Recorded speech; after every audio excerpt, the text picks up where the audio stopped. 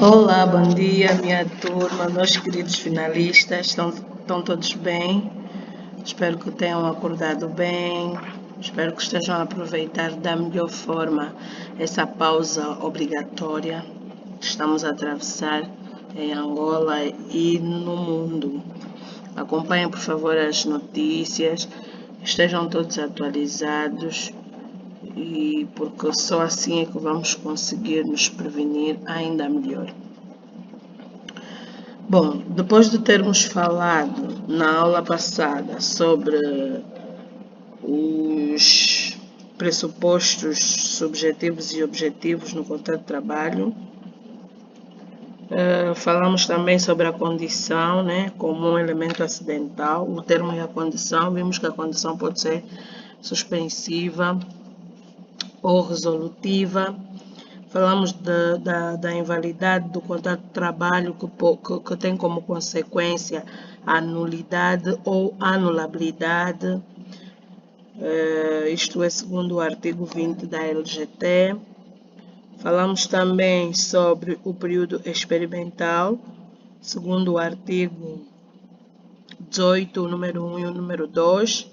Vimos que o período experimental pode ser de 15 a 30 dias, consoante cada categoria, qualificados ou não. Vimos que esse período também pode ser alargado, dependendo da situação, quando seja uma situação de risco, um trabalho altamente qualificado, ou então um trabalho que exige muita formação acadêmica. Dessa feita, o contrato ou o trabalho experimental pode ser alargado por de 4 a 6 meses. Hoje nós vamos falar sobre o tempo e local de trabalho. Convido vocês a abrirem os vossos livros na página 23, com a vossa lei geral do trabalho aí ao lado, para poderem anotar os artigos. Tudo aquilo que vocês acharem necessário e importante vão poder sublinhar. Se eu talvez me passe alguma coisa, ainda que eu não disser para sublinhar, vocês podem sublinhar normalmente. Também sei que vocês já sabem como é que devem fazer isso, sem problema algum. Gostaria de estar aqui convosco, mas não é possível, então vamos tentar gerir esse momento do jeito que podemos. Bom, vamos começar então com a duração do tempo de trabalho. Na verdade, nós já falamos sobre isso. Aliás, há muita coisa sobre o direito de trabalho que nós já fomos falando ao longo do tempo, embora em outras aulas, mas fomos buscar um pouquinho de cada nos casos práticos que já fizemos e nos contratos que nós fizemos. Então, aqui nós estamos a fazer uma passagem muito rápida desse tema e eu acredito que vocês conseguem e vão poder entender perfeitamente do que se fala, porque na verdade, já falamos alguma coisa. Então, o período normal de trabalho está previsto no artigo 95 da LGT. Retifiquem, é o artigo 95 da LGT. Por regra, o período normal de trabalho é o seguinte: são 44 horas semanais e são 8 horas diárias.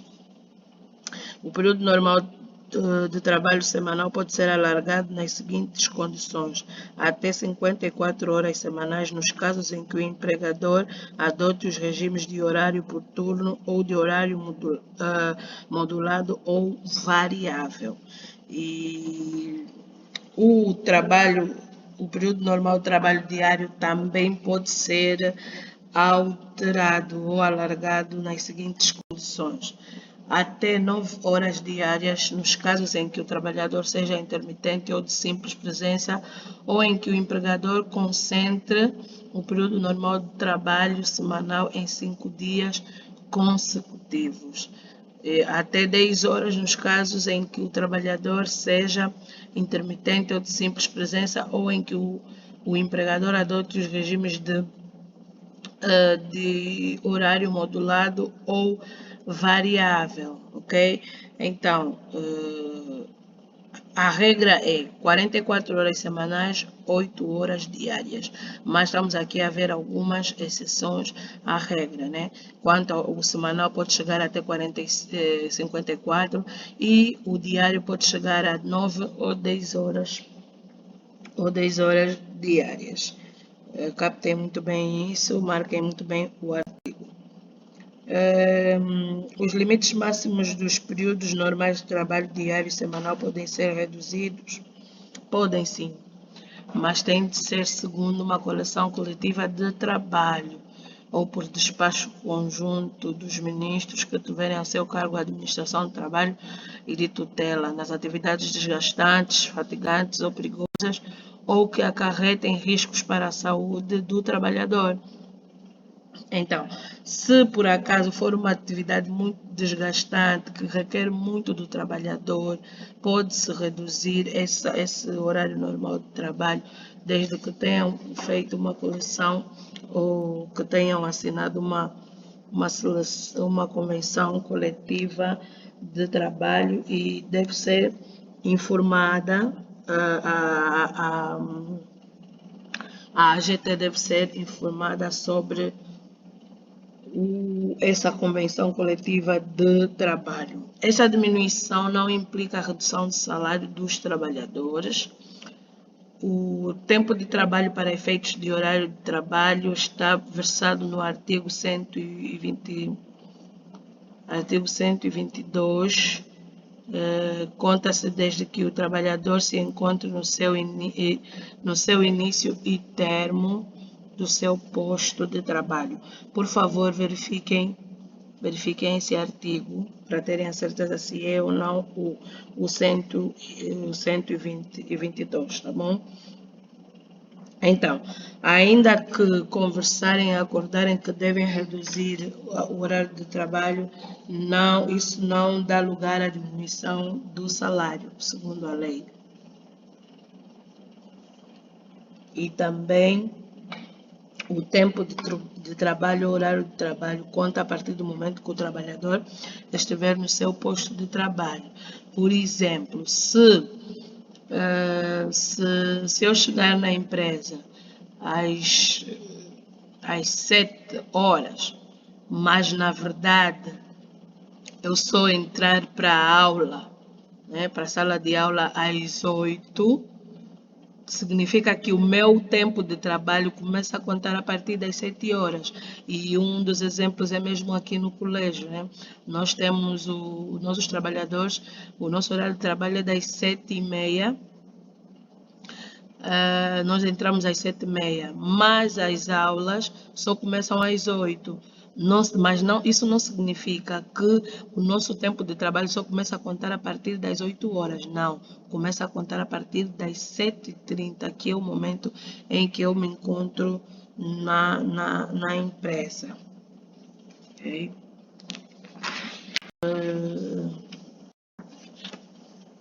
Vamos lá ver.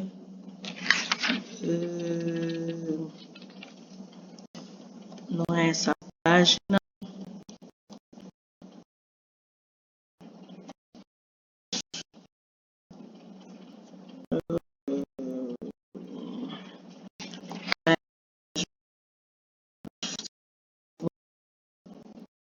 A dar trabalho, mas não faz mal, vamos continuar.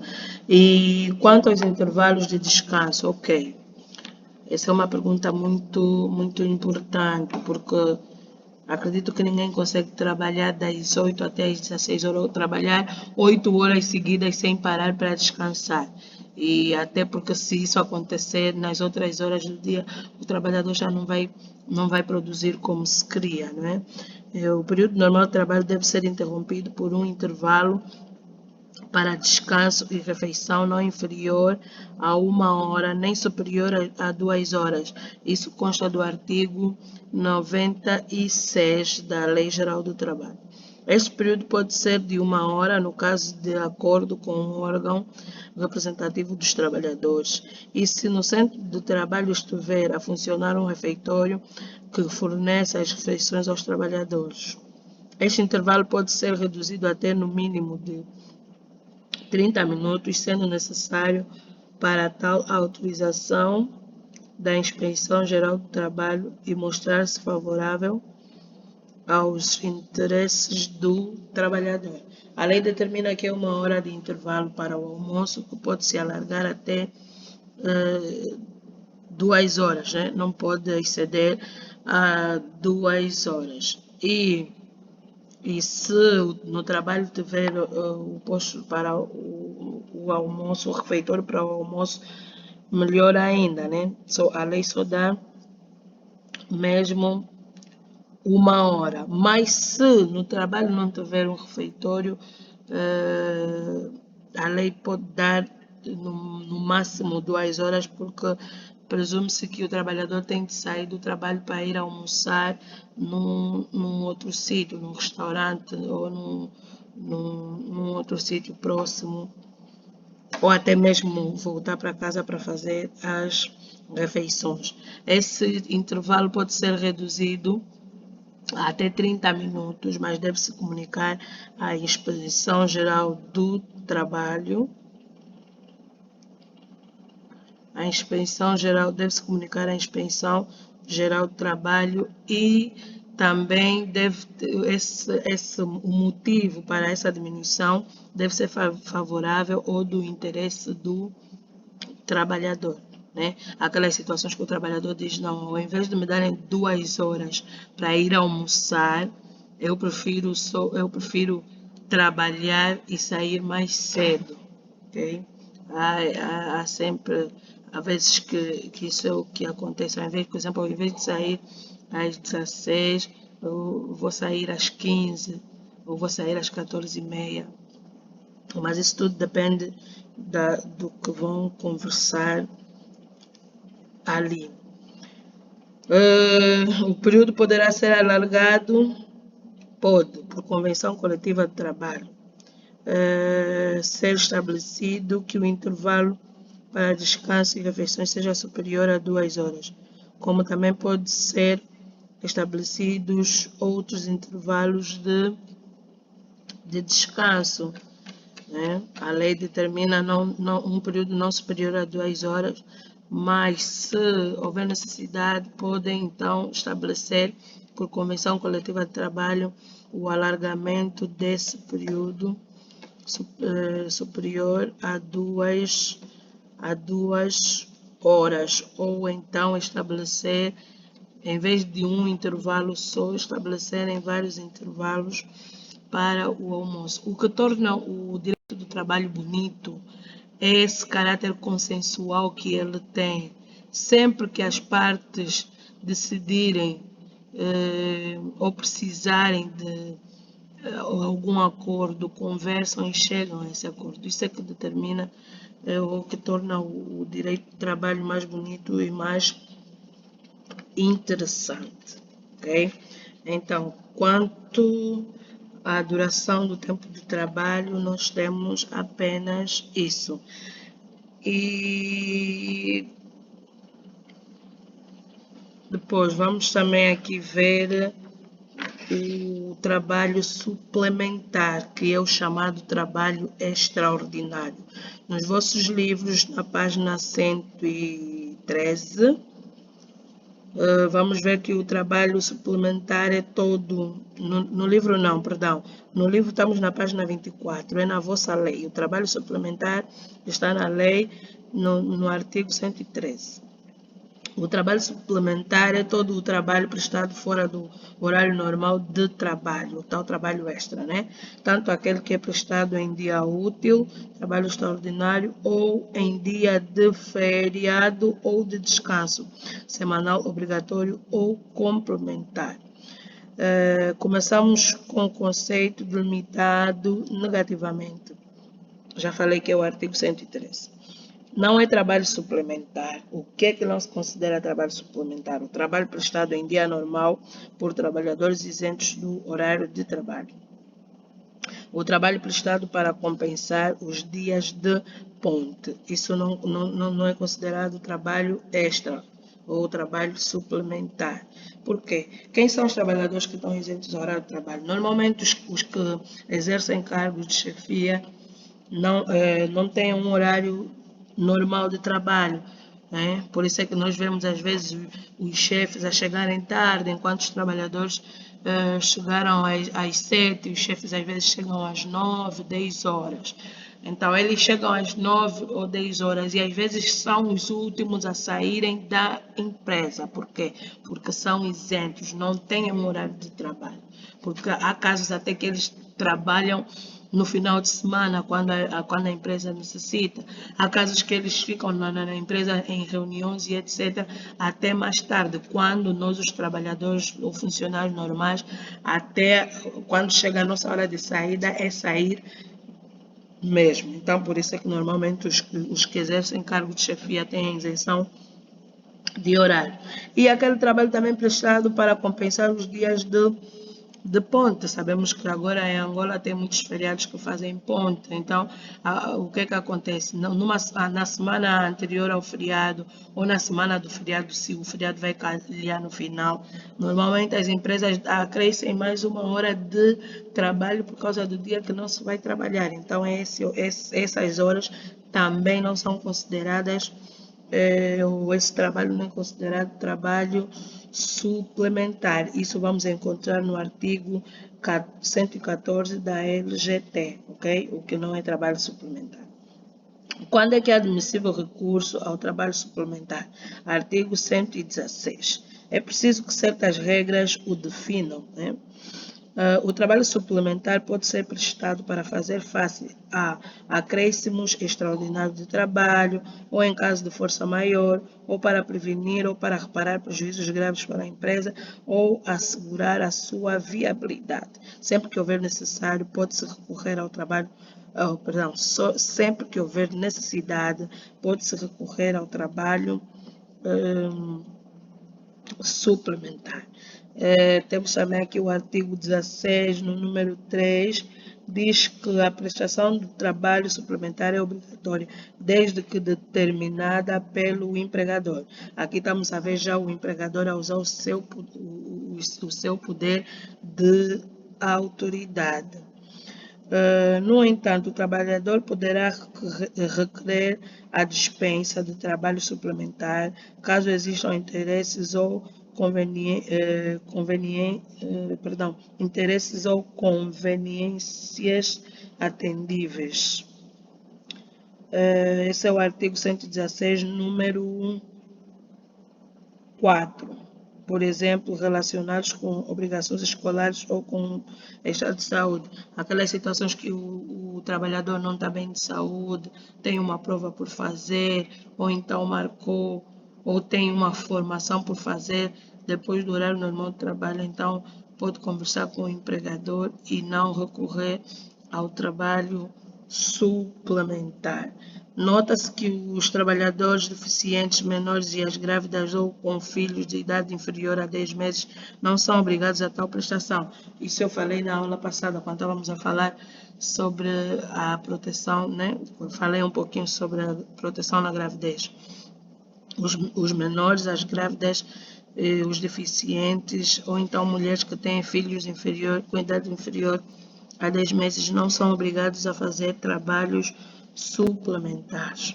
O trabalhador prestando trabalho suplementar em dia normal de trabalho é remunerado no seguinte modo. Vão para o artigo 117, vocês vão encontrar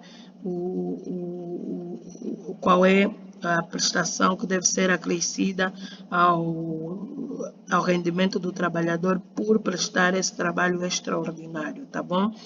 Então, temos aqui acréscimo de 50% da retribuição normal na primeira hora, até o limite de 30 horas por mês. Acréscimo de 75% da retribuição normal nas horas ou frações subsequentes. Se a prestação ocorrer em dia de descanso, isso é 50% e 75% é no dia normal de trabalho. Se for no dia de descanso semanal ou em feriado do trabalhador, o trabalho é remunerado, ou seja, é remunerado com um acréscimo mínimo de 100% da retribuição normal. Não sei bem se esses artigos estão conforme, infelizmente não não revisei, mas peço desde já a vossa ajuda e compreensão. O empregador é obrigado a possuir um livro de registro de trabalho suplementar, onde em cada dia são registradas as horas de início e termo do trabalho suplementar e a indicação expressa do fundamento, motivo da prestação do trabalho suplementar. Artigo 118. Porque, como tem prestações, né? O trabalho é remunerado, deve ter acréscimos. Logo, o empregador tem de saber que horas ou quantas horas de trabalho suplementar o trabalhador fez. E você, como trabalhador, também aí no teu canto, podes ter uma agendazinha para anotar. Às vezes os empregadores podem agir de má fé quando você fez 3 horas de trabalho suplementar e ele apenas coloca uma e meia, você já vai ter como se justificar. Pelo menos ele vai saber que esse trabalhador é atento e também tem os seus apontamentos, ainda que quiser usar alguma artimanha, já não o fará. Nesse registro também serão anotados os períodos de descanso compensatório gozados pelo trabalhador, ok?